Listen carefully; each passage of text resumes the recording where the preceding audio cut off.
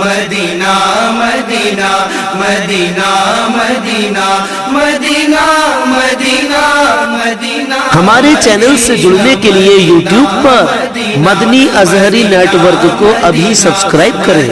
شکریہ۔ الفاتحہ علی حضرت النبی الکریم۔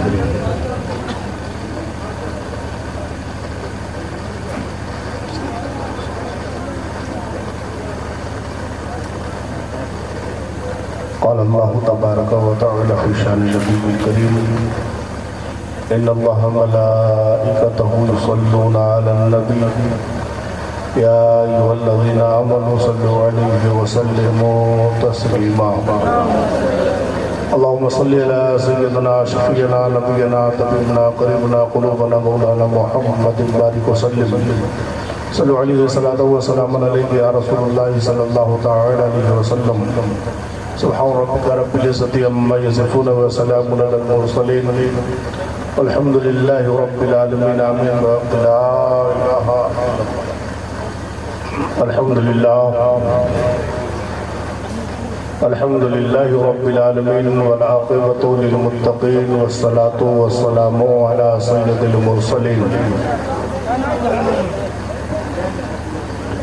أما بعد فأعوذ بالله من الشيطان الرجيم بسم الله الرحمن الرحيم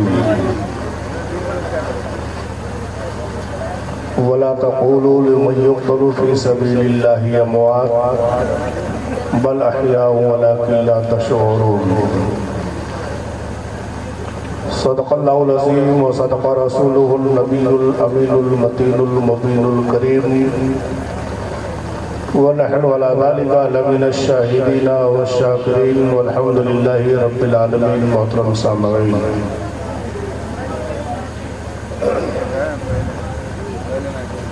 بعد نماز عشاء سے اب تک آپ تمام حضرات بیٹھے ہوئے ہیں اور تقریباً 8 سال سے بیٹھ رہے ہیں۔ بڑی اچھی بات ہے کہ آپ حضرات 8 سال سے بیٹھے ہیں اور 8 سال میں ہم بھی ترقی کرتے کرتے کرتے کرتے 3 بجے رات تک آ گئے ہیں، ورنہ عشاء بعد ہی آ جاتے تھے۔ اللہ تعالیٰ میری ترقی کو قبول فرمائے۔ کہیں میں سوچ رہا ہوں کہ 11 سال پورا ہوتے ہوتے امام صاحب کی طرح مجھے بھی ریجیکٹ کر کے کنارے نہ کر دیا جائے کہ حضرت آپ کی روز سنتے ہیں، ہر سال سنتے ہیں، اب چلو آپ کنارے ہو جاؤ، ہے کہ نہیں؟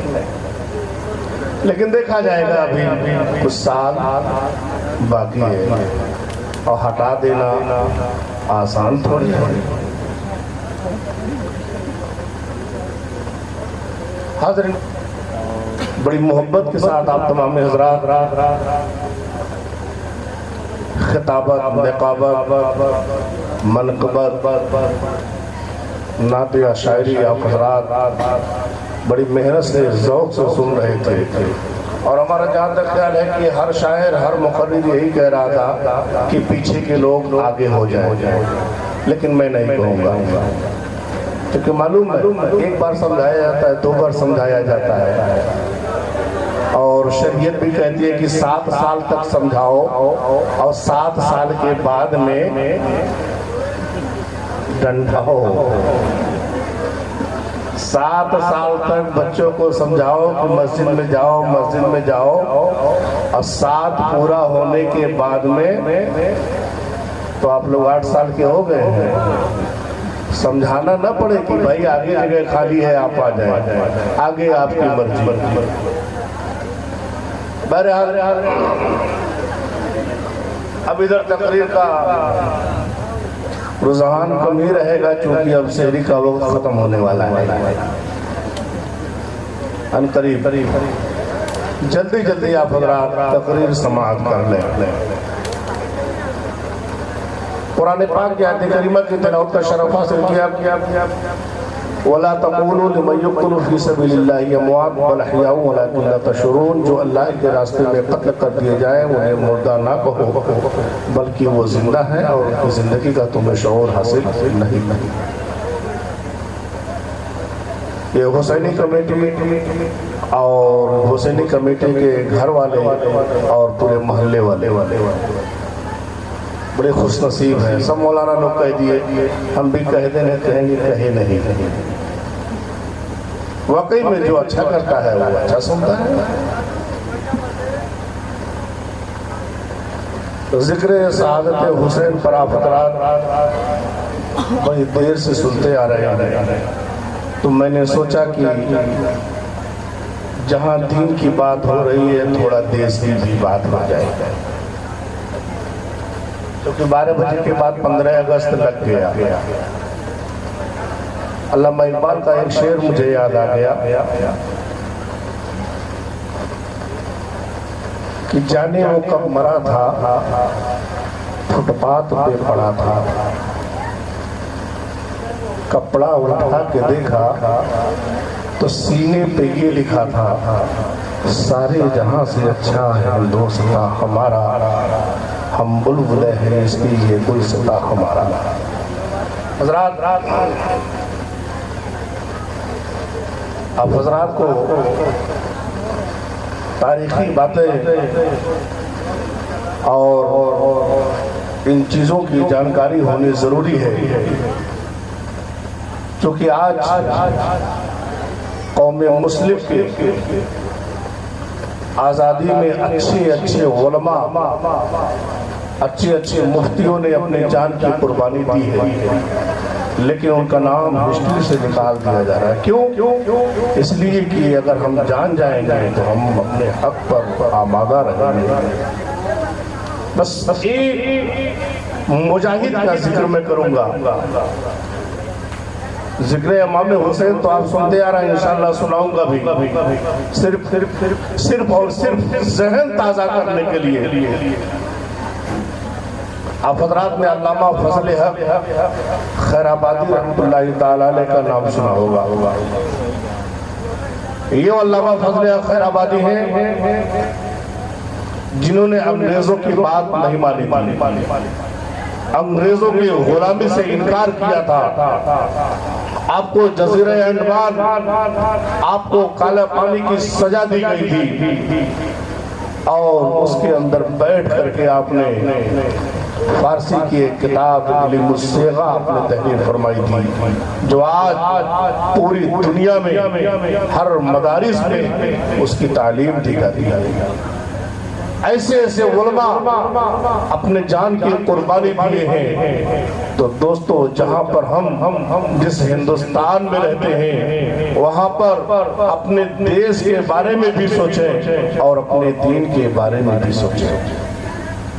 عزیزان گرامی، اللہ تبارک و تعالیٰ کا ارشاد پاک ہے، جو اللہ کے راستے میں قتل کر دیے جائیں انہیں مردہ نہ کہو بلکہ وہ زندہ ہے۔ تو آخر وہ زندہ کیسے ہیں؟ بل احیاء ولکن لا تشعرون، زندہ ہیں، ان کی زندگی کا تمہیں شعور نہیں۔ تو آج حقیقت میں ہمیں شعور نہیں۔ ہم تو امام حسین کا نام سنتے ہیں اور جانتے ہیں کہ ہاں امام حسین نے اپنے جان کی قربانی دی تھی، اس لیے قربانی دی تھی کہ نانا جان نے جو شریعت لے آئی، نانا جان نے جو اسلامی قانون ہمارے سامنے پیش کیا، اس قانون کو لوگ رد و بدل کرنے کی کوشش کریں گے، اس قانون کو مٹانے کی کوشش کریں گے۔ تو امام علی مقام نے اپنے سر کو کٹا کر کے دنیا والوں کو بتا دیا کہ دیکھو، سر کو نہ جھکانا، سر کٹا لینا، لیکن اسلام کے پرچم کو بلند رکھنا۔ آج اسلام کا پرچم بلند و بالا ہے۔ عزیزان گرامی، یہ وہی دین ہے کہ امام حسین کی شہادت ہی کی دین ہے کہ آج ایمان والوں کا ایمان تازہ رہا کرتا ہے۔ حقیقت میں اگر کوئی حسین کا ماننے والا ہے، حقیقت میں اگر کوئی شریعت کا پابند ہے، تو اس کے سامنے کیسے بھی مصیبتیں آ جائے اس کو کوئی روک نہیں سکتا ہے۔ واقعات کی روشنی میں آپ سماعت کریں، ایک عالم دین ہے، مسجد کے امام ہے، مسجد کے امام ہے، آپ امامت فرما رہے تھے، امامت فرما फरमा रहे थे, मस्जिद ही में आपका रहना सहना था, क्या आपका मस्जिद ही में था। उस महल्ले में एक मरतबा हंगामा हो गया, लड़ाई छिड़ गई, लड़ाई छिड़ जाती है, कईयों लोग घायल होते हैं, कई लोग मर जाते हैं। एक नौजवान लड़की भागी हुई मस्जिद के दरवाजे को खुला देख करके मस्जिद के सहन में दाखिल हो जाती है, मस्जिद में दाखिल हो जाती है। लड़ाई काफी देर तक चला, यानी रात के आधी रात गुजर गई। अब वो लड़की मस्जिद के गोशे में जा करके चुप मार करके बैठ जाती है। अपनी जिंदगी बचाने के लिए कुछ वक्त गुजर गया, माहौल शांत हो गया, चारों तरफ सन्नाटे छा जाते हैं। अब जब सन्नाटे छा जाते हैं, इतने में लड़की की निगाह इमाम साहब के ऊपर पड़ती है। इमाम साहब कुरान की तिलावत फरमा रहे थे, कुरान की तिलावत कर रहे थे। आपकी निगाह उस लड़की पर पड़ती है। लड़की सोचने लगी, ए परवरदिगार, अब क्या होगा, मैंने जिंदगी तो बचा ली, अब कहीं ऐसा ना हो कि मेरी आबरू छीन ली जाए। अब लड़की की निगाह, लड़की नौजवान है, उसकी निगाह लड़के इमाम साहब पर, इमाम की निगाह लड़की पर, बार बार निगाहें पड़ती जा रही है। ऐसे करते करते नमाज फजर का वक्त हो जाता है।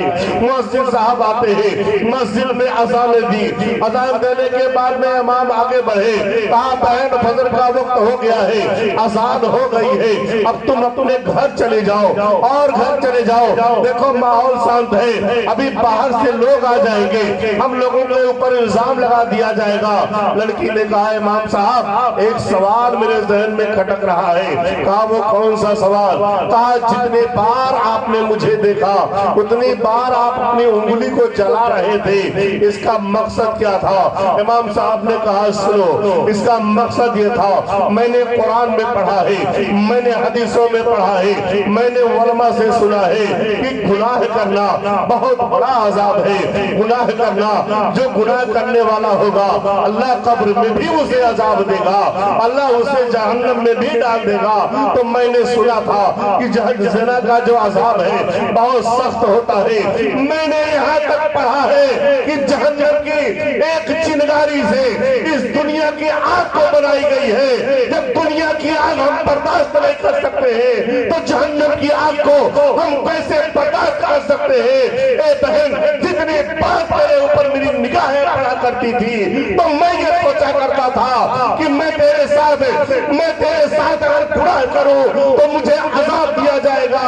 तो एक बार हम जायजा ले लें कि दुनिया की अजाब को हम बर्दाश्त कर सकते हैं कि नहीं। अगर दुनिया की अजाब को हम बर्दाश्त कर लेंगे, दुनिया के इस आग की जलन को हम बर्दाश्त कर लेंगे तो जहन्नम की आग को बर्दाश्त करने की ताकत रखते हैं। तो जितनी बार तेरे ऊपर निगाहें पड़ी, मैं बार बार अपनी उंगली को जब जलाता था चिराग की रोशनी में, तो चिराग के तपिश की वजह से, चिराग की लपट की वजह से उंगली जलती थी, पूरा जिस्म कांप जाता था, रोंगटे खड़े हो जाते थे।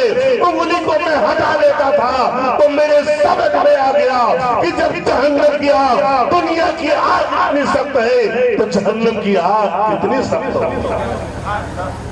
ऐ मुसलमानों जरा बताओ, आज हम गुनाह किए जाते हैं और ये कहते हैं कि कोई किसी ने देखा नहीं, कोई सबूत नहीं है। अभी हमारे कब्र हज़रत अल्लामा मौलाना मोहम्मद अहमद साहब ने बताया कि जमीन गवाही देगी, जिस जगह बैठे वो जगह गवाही देगी, जिस मकाम पर हो वो मकाम गवाही देगा। किसी भी जगह हो इंसान भूल सकता है, जमीन नहीं भूलेगी। ए लोगों, गुनाह क्यों किया जाए? हम इमाम हुसैन की महफिल को सजाते हैं तो महफिल की सजाने के तक रखे। और दोस्तों, हम बताते हुए चले, जिस तरीके से आप लोगों ने महफिल मिलादे पाक का ही नहीं बस में शोहदाए करबला का इनेकाद किया है, इसी तरीके से आपको मैं एक मशवरा देता हूँ। वो मशवरा ये देता हूँ कि आप पक्के सच्चे आशिक रसूल बन जाओ, ऐसा आशिक बनो, ऐसा सैदा बनो इमाम हुसैन का कि लोग कह बैठे कि हाँ ये मेरा गुलाम है, ये हुसैन का गुलाम है, ये नबी का بڑا غلام ہے۔ آؤ واقعات کی روشنی میں سماعت کرتے ہوئے چلو، مسجد نبوی شریف ہے، پیغمبر اسلام جناب محمد رسول اللہ صلی اللہ تعالیٰ علیہ وسلم منبر نبوت پر جلوہ افروز ہے، لوگوں کو اپنے نورانی خطاب سے نواز رہے ہیں۔ ہر امیر و غریب آپ کے بارگاہ میں جا رہے ہیں، بیمار جا رہا ہے شفا کی دعا کرا رہا ہے، بے روزگار جا رہا ہے روزگاری کی دعائیں کرا رہا ہے، بے برکتی کے شکار والے دعا کرا رہے ہیں روزی میں برکت ہو جائے، بے اولاد اولاد کے لیے دعائیں کرا رہے ہیں، بیوہ جا رہی ہے اپنے غموں کو دور کرا، بیوہ اپنے فریاد کو نبی کی بارگاہ میں پیش کر رہی ہے، ہر فریادی فریاد لے کر کے جا رہا ہے۔ آؤ تاریخ گواہ ہے، پیغمبر اسلام کی بارگاہ میں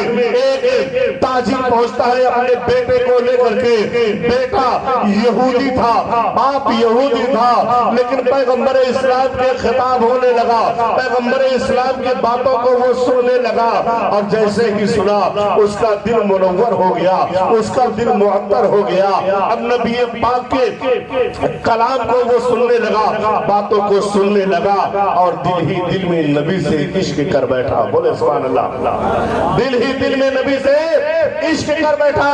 ایک دن گزرا، دو دن گزرا، تین دن گزرا، نبی کی بارگاہ میں حالانکہ مسجد نبوی میں داخل نہیں ہوتا، باہر ہی سے آواز تو سنتا، اپنے دل کو تسلی کرا لیتا۔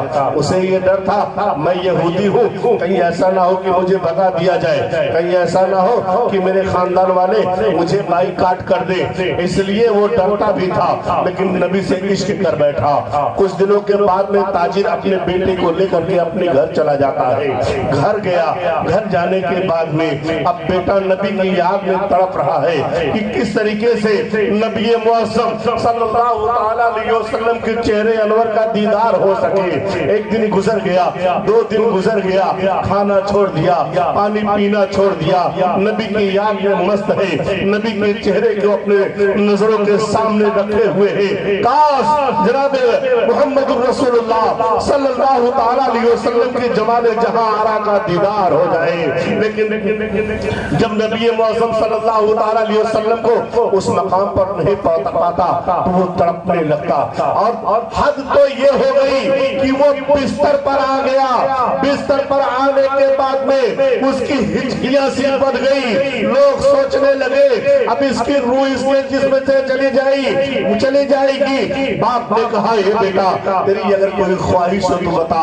اگر کچھ کھانا چاہتا ہے تو بتا، کچھ کہنا چاہتا ہے تو بتا، کچھ پانا چاہتا ہے تو بتا، آخر بات کیا ہے؟ اچانک کھانا چھوڑ دیا، بات کیا ہے؟ اچانک پینا چھوڑ دیا، بات کیا ہے؟ اچانک بات کرنا چھوڑ دیا۔ بیٹے نے کہا اے ابا حضور میری زندگی کتنے وقت تک ہو سکتی ہے؟ مجھے میری حالت دیکھنے کے بعد میں کتنے دنوں تک زندہ رہ سکتا ہوں؟ باپ نے کہا بیٹا تیری یہ کیفیت، تیری یہ حالت دیکھنے کے بعد میں مجھے یہ اندازہ نہیں لگ رہا ہے کہ تو زیادہ دن تک جی سکتا ہے، زیادہ گھنٹے تو جی سکتا ہے۔ تو کہا میری ایک فریاد ہے سن لیجئے۔ کہا وہ کون سی بات ہے؟ کہا اے ابا حضور ایک بار جناب محمد رسول اللہ صلی اللہ تعالیٰ علیہ وسلم کا دیدار کرا دیجئے۔ وہ یہودی تھا، بے ایمان تھا، ایمان والا نہیں تھا۔ کہتا ہے یہ کیسے ہو سکتا ہے؟ ہم دوسرے دھرم کے ماننے والے، اور وہ تو نبی معظم ہے، ان کا تو دوسرا دھرم ہے، ان کا تو دوسرا اسلام ہے، ان کا تو دوسرا دین ہے، ہمارا دین دوسرا ہے، یہ کیسے ہو سکتا ہے؟ باپ نے کہا، اب بیٹے نے کہا کیا بگڑ جائے گا؟ بیٹے کی آخری خواہش ہے، بیٹا دنیا سے جانے والا ہے، ایک آخری خواہش تو پوری کر دو۔ باپ نے کہا ٹھیک ہے بیٹا۔ آقا کریم کی بارگاہ میں جا کر کے پوری داستان کو سنایا۔ نبی معظم صلی اللہ تعالیٰ علیہ وسلم تشریف لاتے ہیں۔ آقا کریم کے تشریف لانے سے جیسے ہی آقا کریم اس کے چارپائی کے قریب پہنچے، باپ نے کہا ہے بیٹا دیکھ تیرے سامنے نبی دو عالم صلی اللہ تعالیٰ علیہ وسلم کھڑے ہیں، آنکھیں کھول دیکھ کر کے دیدار کر لے، اپنے کلیجے کو تسلی دے دے، اپنے دل کو سکون دلا دے، اپنے دل کو ٹھنڈک پہنچا لے۔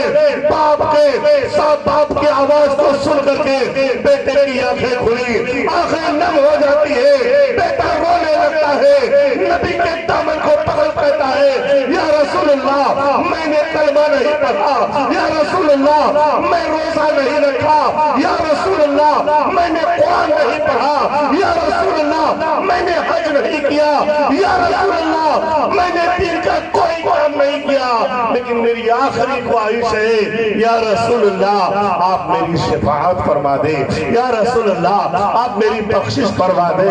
آقا کریم صلی اللہ علیہ وسلم ارشاد فرماتے ہیں, اے میرے صحابہ گواہ ہو جاؤ, ایک میرا عاشق ایسا بھی رہے گا جس نے نہ نماز پڑھی, نہ روزہ رکھا, نہ حج کیا, نہ کلمہ پڑھا, بلکہ اس کو میں ضمانت دیتا ہوں کہ یہ جنت میں جائے.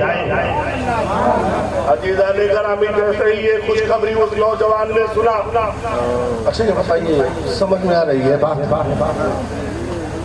کتنے لوگوں کو نہیں آ رہی ہے؟ بس سمجھ میں آ رہی ہے نا؟ اصل میں آپ حضرات واقعات کربلا کافی دیر سے سن رہے تھے, تو ہم کہیں تھوڑا سا ذہن آپ کا بدل کر کے پھر لے کر کے چلیں. جیسے ہی اس عاشق نے دیکھا کہ آقا کریم کا دامن مبارک میرے ہاتھوں میں ہے, خوشی کے مارے اس کی روح اس کے جسم سے پرواز کر گئی, اور جب روح اس کے جسم سے نکل گئی باپ قدموں پہ گر گیا, کہا یا رسول اللہ یہ بیٹا تو میرا تھا لیکن اب نہیں, یہ بیٹا تو میرا تھا لیکن اب بیٹا نہیں ہے, یہ آپ کا غلام ہے. یا رسول اللہ میرے دھرم کے مطابق, میرے دھرم کے قانون کے مطابق نہ اسے دفن کیا جائے گا, نہ اسے غسل دیا جائے گا, یا رسول اللہ آپ کے طریقے سے دیا جائے گا. آقا کریم نے صحابہ کو حکم دیا, اے صحابہ اسے غسل دیا جائے. صحابہ نے غسل دیا. آقا کریم صلی اللہ تعالیٰ علیہ وسلم نے خود اس عاشق کے جنازے کو اپنے کندھے پر لے کر کے مسجد نبوی شریف یعنی جنت البقیع کی طرف نکلتے ہیں. حدیث پاک میں آیا ہوا ہے کہ اللہ کے رسول صلی اللہ تعالیٰ علیہ وسلم جب اس عاشق کے جنازے کو لے کر کے چل رہے تھے تو اپنے پیروں کو, اپنے قدم کو کبھی آگے کرتے تھے, کبھی پیچھے کھینچ لیا کرتے تھے, کبھی کود کر کے قدم کو آگے بڑھا لیا کرتے تھے. صحابہ بڑے پریشان ہیں, اس طریقے سے میرے نبی کبھی نہیں چلا کرتے تھے. جیسے آج کے زمانے میں راستے میں کیچڑ رہتا ہے, انسان کود کود کر کے پیر رکھتا ہے کہ کیچڑ نہ پڑ جائے. آقا کریم اسی طریقے سے اپنے قدم کو اٹھا کر کے پھینک کر کے چل رہے تھے. صحابہ سوچنے لگتے ہیں یا رسول اللہ صلی اللہ تعالیٰ علیہ وسلم آخر معاملہ کیا ہے؟ یا رسول اللہ آپ اپنے قدموں کو ایسے کیوں کر رہے ہیں؟ تو پتہ یہ چلتا ہے, آقا کریم ارشاد فرماتے ہیں, اے صحابہ سنو, اس یہ ہجوم صرف مدینہ کے لوگوں کا نہیں بلکہ جنت بلکہ پروردگار عالم کے بارگاہ سے بھی, آسمان سے بھی فرشتوں کا نزول ہو رہا ہے. اس عاشق کے جنازے میں شرکت کر رہے ہیں. اے ترکولیا کے مسلمانوں, اگر واقعی میں امام حسین کے شہدائی بننا چاہتے ہو, امام حسین کے عاشق بننا چاہتے ہو, ترکولیا کے مسلمانوں اگر امام حسین سے چاہت رکھنا چاہتے ہو کہ امام عالی مقام کی بارگاہ سے یہ بشارت آ جائے کہ ترکولیا کے مسلمان میرے غلام ہیں, تو اے ترکولیا کے مسلمانوں امام حسین کے نام پر پچھلے سال 5 نمازی تیار ہوئے تھے, اپنے سال 11 نمازی تیار ہو جاؤ. نعرہ تکبیر, نعرہ رسالت. اس سال 11 نمازی تیار ہو جاؤ دوستو, زیادہ نہیں 11. آپ سے آپ کے گھر کی پراپرٹی نہیں مانگ رہا ہوں, پراپرٹی مانگیں گے اگلے سال نہیں بلائیں گے. ارے وہ تو چھوڑ دو, اگر 2 مہینہ موبائل میں ریچارج کرا دیے تو فون کرنا چھوڑ دیں گے. آپ غلام ہوئے امام حسین کے, کتنے غلام ہیں ذرا ہاتھ اٹھا دے ایمانداری سے. اگر حقیقت کا امام حسین سے عشق کرتے ہیں ہاتھ کو نیچے نہ کریے گا, ہاتھ نیچے وہی کرے گا جو یہ ثبوت دینا چاہتا ہے کہ امام حسین کے ہم غلام نہیں ہیں. اگر آپ امام حسین کے غلام ہو تو آپ اتنے بڑے مجمع کے لوگوں میں سے صرف 11 لوگوں کو تیار کر دو. زبردستی نہیں کہ 5 وقت اپنے ہی مسجد میں نماز پڑھنی ہے, زبردستی نہیں کہ آپ کو میرے ساتھ ہی نماز پڑھنی کرنی ہے، بلکہ اگر سچے عاشق ہو ہاتھ کو نیچے کر لو اور 11 لوگوں کی تعداد پوری کر دو کہ انشاءاللہ ہم نماز پڑھیں گے. سبحان اللہ. نام بول رہے ہیں محمد انیس. سبحان اللہ. آپ محمد فہیم بھائی. سبحان اللہ. 2 ہوئے. ابھی 10 کی تعداد کم ہے. 3 ہو گئے. ابھی 11 لوگوں کی کمی ہے. کھڑے ہو جائے ماشاءاللہ. اب 4 ہو گئے. سبحان اللہ. 5 ہو گئے. 2 6 7 8 9. ارے کھڑے ہو جاؤ بیٹا بابو. 10 اور بس نہیں. کھڑے ہو جاؤ جلدی سے. 10 ابھی 5 کی کمی ہے. 10 11 میں ایک کم رہے گا تو جا کے 11 10 ہوگا نا. میں تھوڑا کمزور ہے. ابھی 5 کی کمی ہے. جلدی سے حسین کے نام پہ کھڑے ہو جاؤ. دیوانے کھڑے ہو جاؤ. چندے کی بات نہیں ہے, اسلام کی بات ہے. نبی نے جس امام حسین نے جس نماز کے لیے سجدہ کیا ہے, آپ کو معلوم ہے امام حسین کا سجدہ آج بھی سبحان ربی الاعلی کہہ رہا ہے. میدان محشر جب قائم ہوگا دنیا فنا کی جائے گی, امام حسین کا سر سجدے سے اٹھے گا.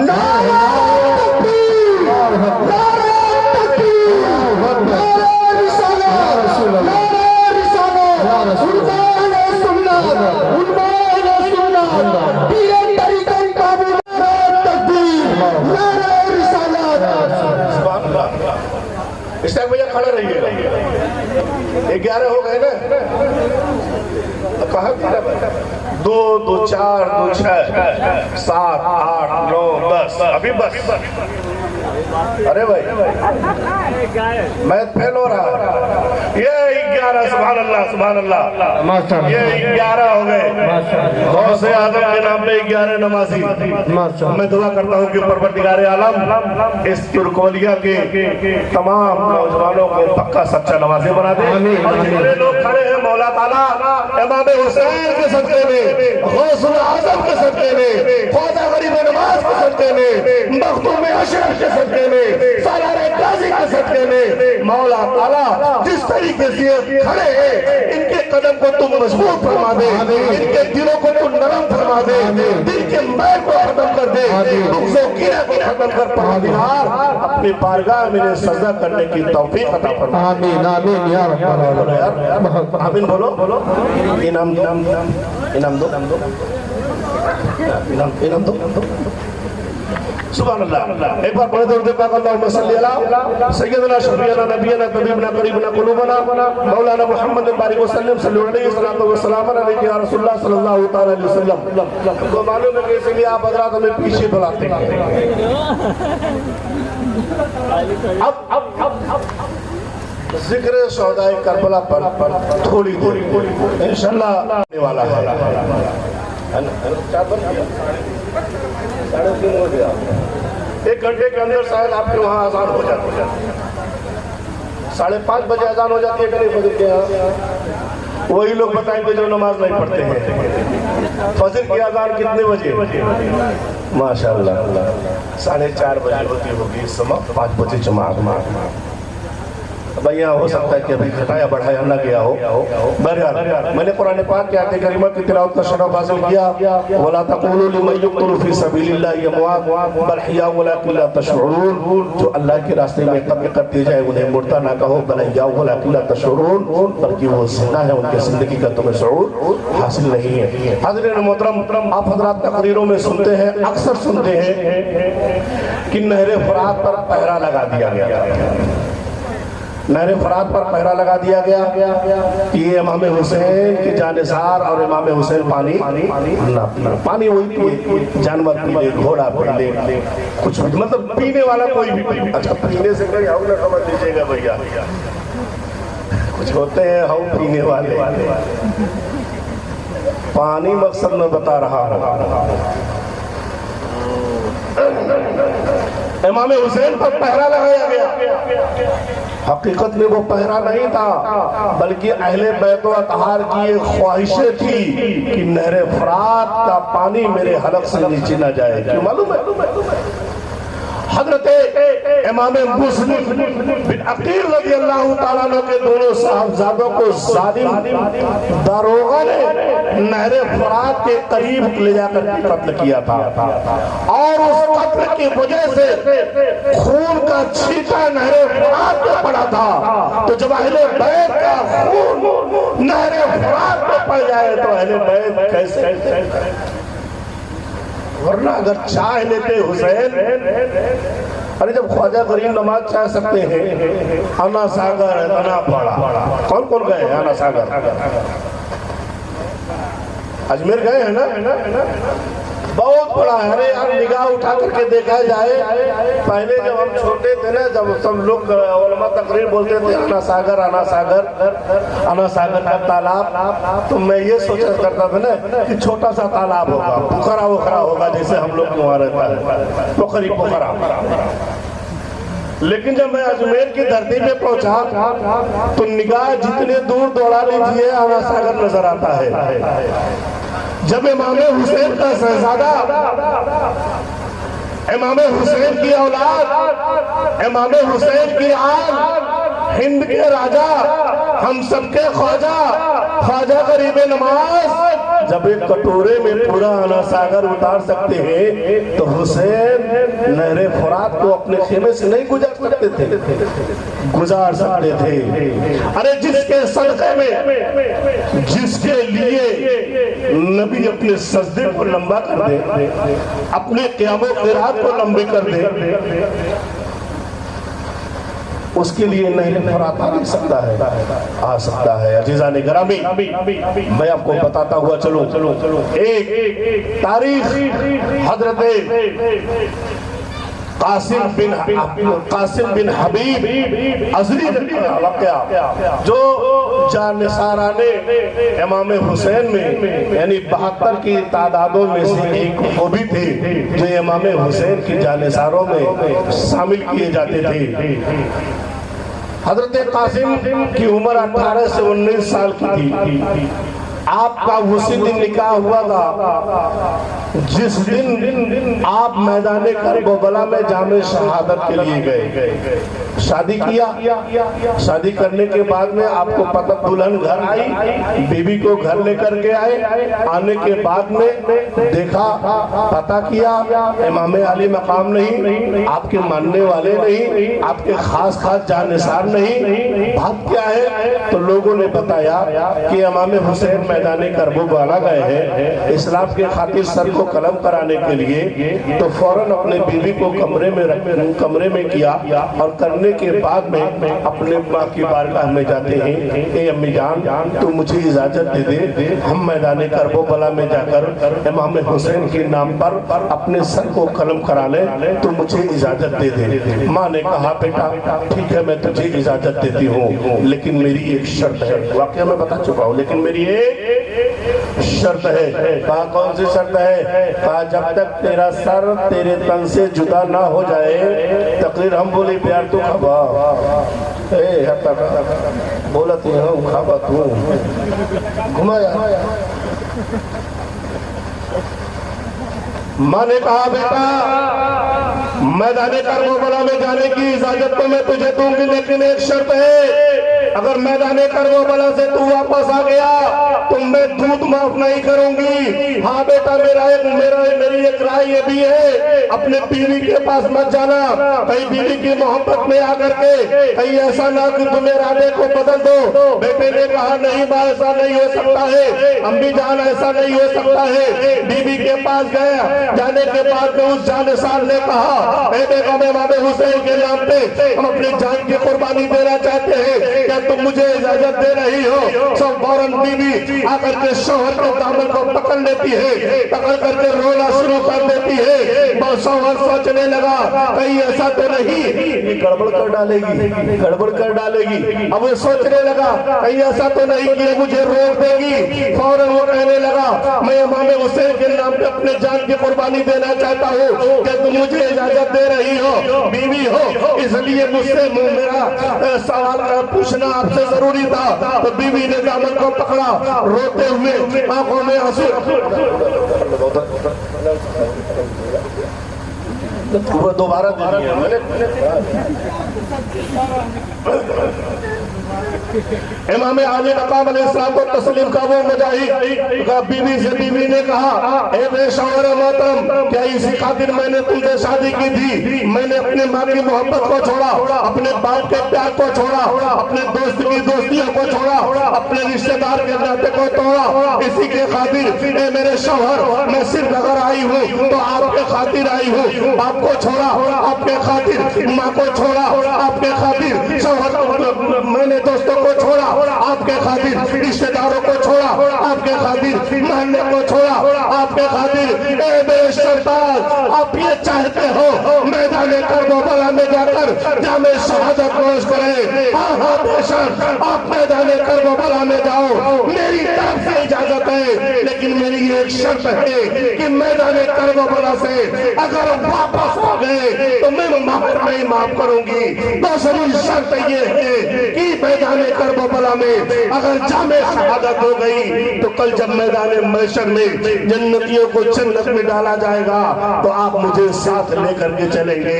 شوہر نے کہا ہاں ضرور لے کر کے چلیں گے۔ بیوی نے اجازت دیا، نوجوان آگے بڑھا، امام علی مقام پہ قدموں سے لپٹا، اے امام علی مقام آپ مجھے اجازت دیجئے میں میدان کربلا میں جا کر کے جامِ شہادت کو نوش کروں۔ امام علی مقام علیہ الصلوۃ والتسلیم سوچنے لگتے ہیں اسے اجازت دیا جائے کہ نہ دیا جائے، بڑی کوششیں کرتا رہا، بڑی منت و سماعتیں کرتا رہا۔ امام علی مقام نے کہا نوجوان جا، اور جا کر کے اے نوجوان جا اسلام کے پرچم کو بلند کر، اپنے خون کے پوارے سے اسلام کے پرچم کو سینچ دے، اسلام کے پرچم کو ہرا بھرا کر دے۔ وہ قاسم نوجوان آگے بڑھا، گھوڑے پر سوار ہوئے، تلوار لیا، میدان میں اترا، نعرہ حیدری کی صدا بلند کی۔ تاریخ گواہ ہے وہ نوجوان جیسے ہی میدان کربلا میں اتر کر کے نعرہ حیدری کا نعرہ لگایا، کربلا کی سرزمین ہلنے لگی، یزیدیوں کے پیر پیچھے ہونے لگے، ان کے جسموں میں کپکپی آ گئی۔ لوگ کہنے لگے ارے یہ تو ایسا شیر آ رہا ہے، ابھی تو علی کا شیر نہیں آیا، علی کے شیر تو ابھی باقی ہے، یہ تو غلاموں میں سے ایک ایسا شیر آ گیا جو ہمیں دھمکیاں دے رہا ہے، ہمیں لرزہ پرندام کر دیا۔ اس حضرت قاسم نے اپنی تلوار کو نکالا اور یزیدیوں کو گاجر و مولی کی طرح کاٹتے ہوئے چاروں طرف کا چکر لگا کر کے خیمے کی طرف آتے ہیں، عرض کرتے ہیں امی جان پیاس کی شدت بہت زیادہ ہے، اور کہیں ایسا نہ ہو کہ پیاس کی وجہ سے میں جامِ شہادت، پیاس کی وجہ سے میری جسم سے میری روح نکل جائے اور میں یزیدیوں کو پھر نار نہ کر سکوں۔ میں نے کہا اے بیٹا تجھے دنیا کا پانی نہیں بلکہ تجھے آب کوثر پلایا جائے گا، تو نہر فرات کا پانی نہ پی بلکہ تو آب کوثر کا پانی پی، تو جامِ شہادت پی لے۔ نوجوان آگے بڑھا، پیاس تھی نہیں، شکتیاں کم ہو گئی، طاقتیں کم ہوتے جا رہی تھی۔ یزیدیوں نے ابن زیاد نے اعلان کر دیا علی کے شیروں کو ایک ایک کر کے مقابلہ نہیں کر سکتے ہو، آگے بڑھو، آگے بڑھ کر کے مقابلہ کرو اور ایک بار کی حملہ کرو۔ ایک بار کی جب حملہ کیا گیا تو قاسم نوجوان کا سر اس کے تن سے جدا ہو گیا اور وہ جامِ شہادت نوش کر لیے، سر زمین پہ گرا۔ امام علی مقام اپنے خیمے سے نکلتے ہیں، نوجوان کے لاش کو لیا کندھے پر رکھا اور سر کو ہاتھ میں لے کر کے آگے بڑھے۔ ماں کو دیا، ماں کی ممتا کو دیکھو، ماں کا کلیجہ کیسا پھٹا ہوگا، ماں کی ممتا کیسی تڑپی ہوگی۔ ان نوجوان بیٹا 18 سال کا نوجوان بیٹا اسی کے سامنے قتل کر دیا گیا ہو، وہ بھی خون آلود چہرے کو، خون آلود سر کو ماں کے آنچل میں ڈالا گیا، ممتا کی آنچل سے خون کو صاف کیا گیا۔ ماں نے بیٹے کے پیشانی کا بوسہ دیا، اسے چوما اور چوم کر کے کہا کہ بیٹا میں نے اپنے دودھ کو معاف کیا، بی بی کے دامن میں ڈال دیا گیا، بی بی نے بھی خون کو صاف کیا اور کہا میرے شوہر میں نے مہر کو معاف کر دیا۔ یہ ہوتی ہے امام حسین کے اوپر اپنی جان ساری، یہ ہوتی ہے امام حسین کے نام پر جان کی قربانی۔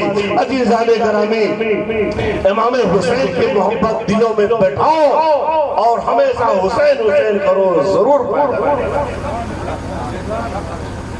حضرات چلتے چلتے اب تقریر میں ختم کر رہا ہوں، بس آخری بات میں بیان کر رہا ہوں۔ چونکہ سنگل بڑی دیر سے ڈاؤن ہو رہا، چابی لگا رہے، ایسے ہو رہا، ایسے ہو جا رہا، ایسے جانتے ہیں کہیں سب جان رہے ہیں کہ ہم 3 بجے بیٹھائے ہیں تو کیسے کہیں بھیا بند کر دو،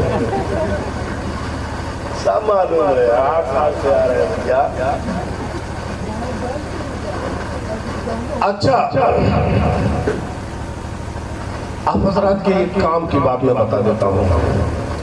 آپ حضرات کے یہاں مدرسہ ہے، کتنے لوگ کے ہاتھ اٹھائیں؟ یہاں مدرسہ ہے، ارے بولو نا یار، کائے بھوا رہے ہے نا؟ بچے پڑھتے ہیں، 2 4 10 بچے قرآن والے مل جائیں گے نا؟ تو جیسے آپ حضرات پروگرام کراتے ہیں، آپ حضرات امام حسین کے نام پہ قرآن خوانی بھی کرائے۔ نیا رسم میں آپ کو دے کر جاتا ہوں، ہر سال نئی نئی چیز دیتا ہوں نا، تو ایک نئی چیز میں آپ کو دے رہا ہوں، ہر گھر قرآن خوانی ہو۔ آج چوتھی تھی، پچائی لگ گئی ہے نا، ابھی پچائی سے 5 دن باقی ہے۔ تو آپ حضرات قرآن خوانی کیسے کرائے؟ آئی والا نہ کرائیے گا کہ اے مولی صاحب لے کے آؤ 1 گھنٹہ پڑھوائے ہو، اور جب لے کے آج یہ کہیے 5 قرآن چاہیے۔ کچھ لوگوں کی عادت ہوتی ہے جب بچے قرآن خوانی میں جاتے ہیں تو بچوں کو پہلے کہے دل ختم چاہیے، ارے ترتا تک جاگیر ہو، دل ختم چاہیے۔ اچھا بچے کیا کرتے ہیں؟ ہاں ٹھیک ہے، اب وہ کہا کہ الحمدللہ رب العالمین، بیچ میں خالی آخری مولد والین، سورہ فاتحہ ختم۔ سورہ فاتحہ پہلا پارہ میں پہلا صفحہ پڑھ دیے، 2 4 پنہ پلٹے، 2 لائن پھر پڑھے، پھر پنہ پلٹے۔ اب ہوا کیا کہ ایک قرآن 1 پارہ ختم۔ اب بتاؤ ایسا اگر ختم کراؤ گے تو بچہ پہلی بات قرآن چھوڑ رہا ہے تو وہ گنہگار ہوا کہ نہیں؟ بچہ بھی گنہگار ہے، جس نے کہا تھا کہ یہ ختم چاہیے وہ بھی گنہگار۔ اب بچہ اس لیے ختم کر رہا ہے کہ اگر نہیں ختم کریں گے تو مولی صاحب سے کہہ دیں گے، اب مولی صاحب بھی نہیں ہوتی ہے تو مولیوں صاحب کو گنہگار ہے۔ تو یہ والا قرآن خوانی نہیں کرائیے، کبھی بھی ایسا مت کرائیے۔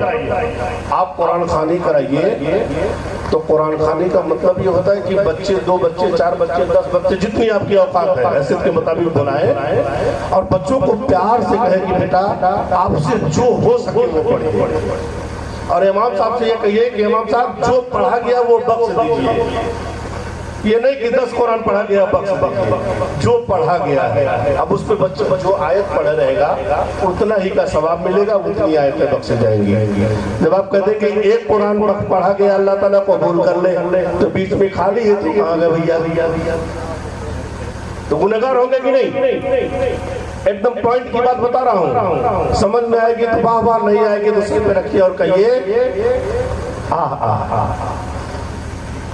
سمجھ میں آئے تو واہ واہ، نہ سمجھ میں آئے تو کریے۔ لیکن سنیے، اب قرآن خوانی آپ کیسے کرائیں گے؟ ایک بارگی پورے محلے میں کیسے ہوگا؟ تو ایسے نہیں ہوگا۔ ہر گھر سے 5 بچوں کو، ہر لوگ 5 لوگ کو لیجیے۔ کتنے بچوں کو؟ 5 بچوں کو۔ گھڑی دیکھ کر کے 20 منٹ قرآن خوانی کرائیے۔ کتنی دیر؟ 20 منٹ۔ اب بچہ 1 صفحہ پڑھا ہو چاہے آدھا صفحہ پڑھا ہو، 15 منٹ قرآن خوانی کرائیے اور 5 منٹ فاتحہ میں لگا دیجیے، ٹھیک ہے؟ امام صاحب کو بلائیے اور فاتحہ کرائیے، اپنے نہ ہوں گے تو چرگیوں مل جائے گی۔ اچھا امام صاحب نے ایمانداری بتائیے گا، امام صاحب کو چراغی دیتے ہیں کہ نہیں؟ بولا اچھا رہتے بولو بات دیا کریے، یہ آپ کا حق ہے دینا، میرا حق ہے لینا، ہم تو مانگ لیتے ہیں۔ ہر سے وقت کا کوئی ہے نہیں، اس لیے میں بتا دیتا ہوں ایک مرتبہ محرم میں نوائی کو تہجیہ رکھا گیا تھا اور نئے نئے ہم آئے تھے، سال بھر وہ پہلا سال تھا میرا، تو دیکھے چراغی سب کوئی 1 روپیہ رکھ رہا ہے، کوئی 8 آنا رکھ رہا ہے، یہ تو بڑا گڑبڑ ہے۔ بس ہم اعلان کر دیے، ہم کہے جے کر 8 آنا والا چراغی او کر پاتے اپنے دادا کے نامے کہیں دے دیے، جے کر 1 روپیہ رہی او کر امام حسین کے نام سے 1 روپیہ والا محل تھا آج کے 20 سال پہلے۔ اب جیسے کہے کہ دادا کے نام سے سکتا ہے، صحیح مجھے پڑھنا ہے، صحیح دادا کے نام سے نہ بخش دیں، اب بار بار بھائیہ سکہ گرنا شروع ہو گیا۔ تب سے وہ لوگ کہتے ہیں بھیا ایمانداری سے چراغی رکھ دو مولانا صاحب کو تم لوگ ٹھکانہ نہیں، لیکن حقیقت تو یہ ہے کہ فاتحہ وہی کیا جاتا ہے جو آپ کی نیت ہوتی ہے۔ تو امام صاحب کو محنتانہ نذرانہ ضرور دیا کریں، آپ اپنے دروازے پہ بلائیں، چائے پینے کے لیے بلائیں، یہ محبت ہوتی ہے، اخلاق ہوتا ہے عالم دین سے محبت کرنے کا۔ اللہ کے رسول نے ارشاد فرمایا، تھوڑی دیر پکا لیں آپ لوگوں کو، ٹھیک ہے، بہت مزہ لیا۔ اللہ کے رسول صلی اللہ علیہ وسلم کی حدیث پاک ہے، جس نے عالم سے مصافحہ کیا اس نے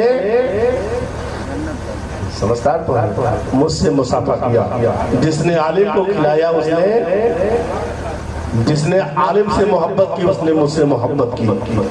تو آپ عالم سے اپنے محبت کرو، اپنے دروازے پہ اگر چائے پینے کے لیے بھی بلاؤ نا تو چاہتا نہیں تو 10 روپیہ 20 روپیہ زبردستی جب ہم ٹھوس دو، ٹھوسبہ کا وہ مجھے سے ویسے گر جائے گی، ٹھوسر تو ہوتے جا رہا کٹی ضرور یہ امام کا حق ہوتا ہے، اس کو ضرور کریے گا، قرآن خوانی کرائیے گا۔ ہم یہ نہیں کہتے ہیں کہ بچوں کو کھانا کھلائیے، اچھا انتظام کریے، نعت بات بلائیے، نہیں، پارلے بسکٹ 2 منگائیے گا، بچوں کو بلائیے گا، فاتحہ کرائیے گا، 1 بسکٹ بچوں کو بانٹ دیجئے گا، مولوی صاحب کو نذرانہ دے دیجئے گا۔ اگر یہ نہیں لیتے ہوں گے، حضرت فرماتے ہوں گے تو مجھے بلا لیجئے گا، 5 دن ہم محنت کر لیں گے، ٹھیک ہے؟